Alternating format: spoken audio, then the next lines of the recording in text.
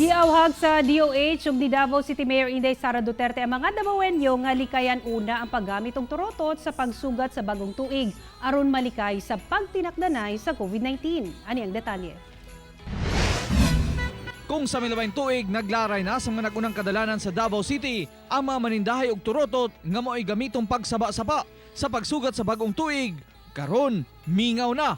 Kinihuman wala gitugutan sa Department of Health ang paggamit niini. Yung mga tradisyon na natin dito, yung paggamit ng turotot, pero may pinalabas ang DOH na bawal din ang turotot. So, magiging simple lang, tahimik yung ating pagse-celebrate. Ang mga gagmay negosyante, wala kuno'y mabuhat. Hilabi na kung protocol sa pandemya ang rason nga nung gibawal. Wala mo na maligyan turotot karon?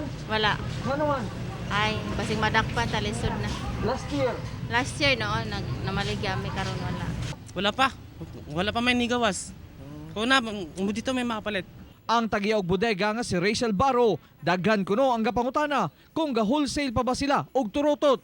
Apan wala kuno sila nanguha sa ilang mga ginapalitan karon. Iging mando man gyud ni mayor na wala tay turotot karon kay sa ato ang case sa pandemya tungod sa COVID, wala gyud mi baligya nga kanang turotot, sir.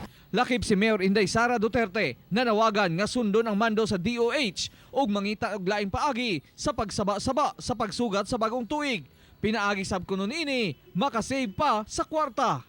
Ang katong niya gipagawa sa Department of Health is only a reminder, discouraging people to use turotot, which was gi-echo nato, no?